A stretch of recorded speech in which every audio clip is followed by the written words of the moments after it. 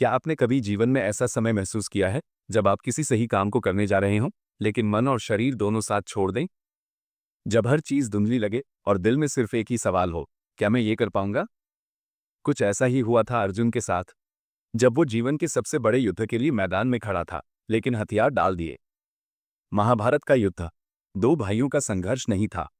ये धर्म और अधर्म के बीच, न्याय और अन्याय के बीच, आत्मा और अहंकार के बीच का युद्ध था। और इस युद्ध के सबसे पहले योद्धा थे अर्जुन। वो योद्धा जो अपराजय था, जो बचपन से युद्ध की शिक्षा लेकर बड़ा हुआ। लेकिन जब युद्ध की घड़ी आई तो उसका धनुष हाथ से गिर गया।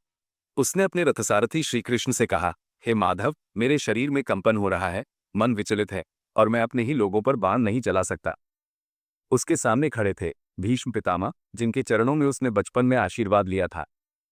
गुरु द्रोणाचार्य, जिनसे उसने धनुर्विद्या सीखी थी। अपने भाई, अपने मामा, अपने मित्र, अपने ही खून के लोग। उसने देखा और उसका हृदय कांप उठा। वो रणभूमि जो उसके लिए वीरता का स्थान थी, अचानक शोक और संशय का केंद्र बन गई। वो बोला, इनको मारकर मैं क्या पाऊंगा? राज्य, विजय, सुख, इन सब का क्या अर्थ रहेगा जब मेरे अपने ही न रहेंगे? ये केवल अर्जुन की व्यक्तिगत पीड़ा नहीं थी, यह उस हर इंसान की कहानी थी जो जीवन में कभी न कभी निर्णय के मोड़ पर खड़ा होता है। जब मनुष्य अपने कर्तव्य और भावनाओं के बीच फंस जाता है, जब रास्ता सामने हो लेकिन कदम चलने से इनकार कर दें। श्री कृष्ण उस समय कुछ नहीं कहते। वो अर्जुन को बोलने देते हैं, उसका हर शब्द सुनते हैं, क्योंकि यही तो गुरु का धर्म है, पहले अपने शिष्य की बात सुनना। और अर्जुन, वो एक योद्धा से एक जिज्ञासु बन जाता है।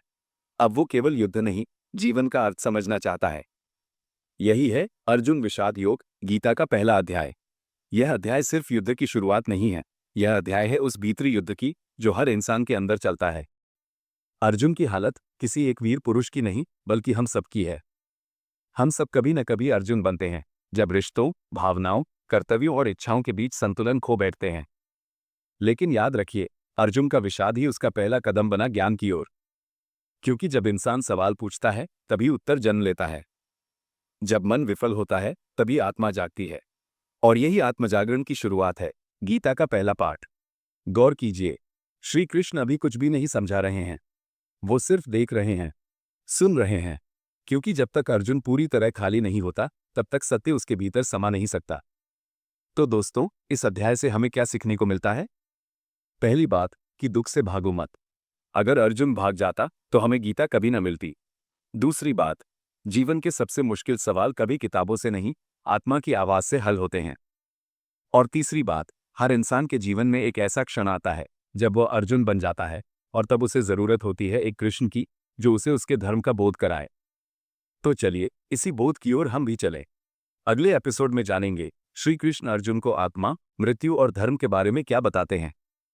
वो ज्ञान जो सिर्फ अर्जुन के लिए नहीं, आज भी हमारे लिए उतना ही जरूरी है। अगर आपको ये वीडियो पसंद आया हो तो चैनल को जरूर सब्सक्राइब करें और अगली कड़ी में हमारे साथ जुड़ें।